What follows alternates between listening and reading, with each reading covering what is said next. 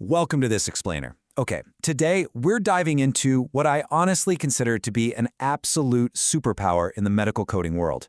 We're unpacking the exact power of one tiny, four-letter word in the ICD-10-CM guidelines that's going to dramatically shift how you approach coding. And that word? It's with, found right in guideline A.15.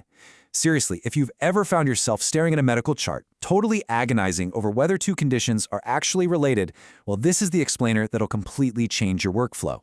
Let's start right out of the gate by challenging a super common assumption. Picture this, all right? You're reviewing a patient's chart, and the provider has documented two separate conditions. So, do you need the provider to explicitly write a sentence linking those two conditions together before you can code them as related? Think about your gut reaction here. For a lot of newer coders, the immediate thought is, yes, obviously I do. If it's not documented, I can't assume anything, right? Well, the actual answer might surprise you, because it's no, at least not if the ICD-10-CM system says with. In the classification, this simple little word acts as kind of a coding superglue. It automatically links conditions together, which literally saves you time, saves you from sending unnecessary provider queries, and definitely ensures your code selection is highly accurate. Okay, let's dive into this agenda for today. 1. The meaning of with. 2. The presumed link. 3. Finding with. 4. Rule exceptions. 5. Pitfalls and MJGEM. And 6. Summary. Section 1. The meaning of with. So, in the ICD-10-CM, the word with, and also its equivalent, the word in, they have a very specific, mandated definition. It literally means associated with or due to. These tiny words dictate whether two conditions are intrinsically related to one another in the eyes of the coding system, or if they have to be evaluated separately. Whenever you spot with in a code title, the alphabetic index, or a tabular list instructional note, the system is basically flashing a giant sign telling you, hey, these two things go together. One is associated with or due to the other. Section 2. The presumed causal relationship.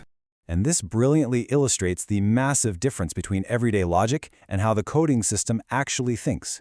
In everyday English, if someone has, say, hypertension and chronic kidney disease, we might think we absolutely need explicit proof from a doctor to say the hypertension actually caused the kidney disease. But in ICD-10-CM logic, when the classification links two conditions with the word with, it creates a presumed causal relationship. Basically, the system assumes they're related. The system has already done the heavy lifting for you.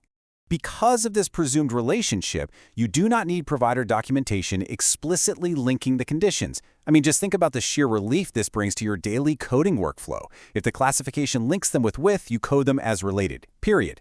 Now, the only time you do not code them as related is if the provider's documentation clearly and explicitly states that they are not related.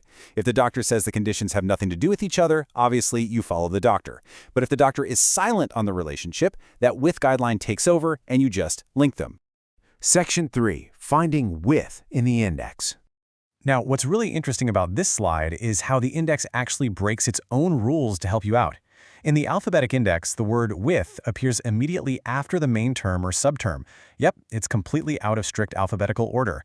Why? Well, because the creators of ICD-10-CM wanted to make it nearly impossible for you to miss. It's placed intentionally right up top to immediately show you the presumed relationships associated with that main condition. It's literally the system's way of flashing a neon sign saying, look here first before you go hunting through the rest of the alphabet. Section 4. Rule exceptions and limitations. All right, bringing us back down to earth for a second, there are specific situations where you absolutely must have explicit provider linkage before you can code conditions as related. Step 1, if the conditions are simply not linked by the word with anywhere in the classification, so not in the index, not in the tabular list, then you can't presume a relationship. In that case, you're back to needing the provider to document the link. Step 2, you need explicit linkage if another specific coding guideline demands it. The classic example here is sepsis. Sepsis guidelines have their own very strict rules requiring explicit provider documentation to link conditions. And remember, when a specific guideline conflicts with a general guideline like with, the specific guideline wins every time. Section 5. Pitfalls and the MJGEM. Okay, please make sure you guard against these common exam and real-world mistakes. First off, requiring documentation when with already links them. Honestly, you're just wasting time querying the doctor for something the system already assumes. Second mistake, coding linked conditions separately. This leads straight to inaccurate coding and entirely missed combination codes. Third, missing the with subterm entirely because you scrolled right past it looking for strict alphabetical order. And the fourth mistake is the complete opposite problem, assuming all conditions are automatically related without actually double-checking if the index uses the word with for them. So the crucial point is, to avoid those traps, lean heavily into this MJ gem.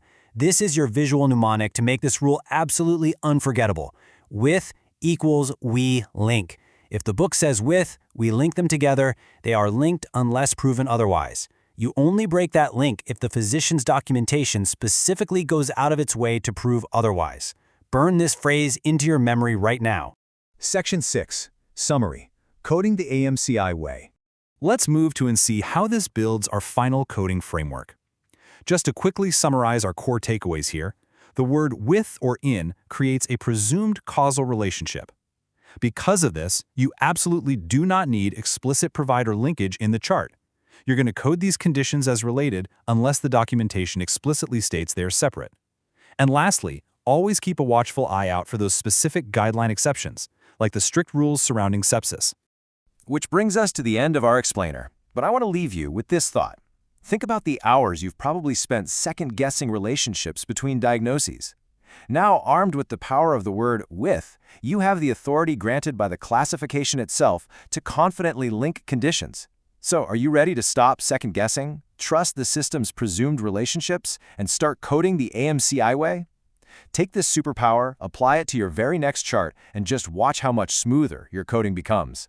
Thank you so much for joining me, and keep on learning.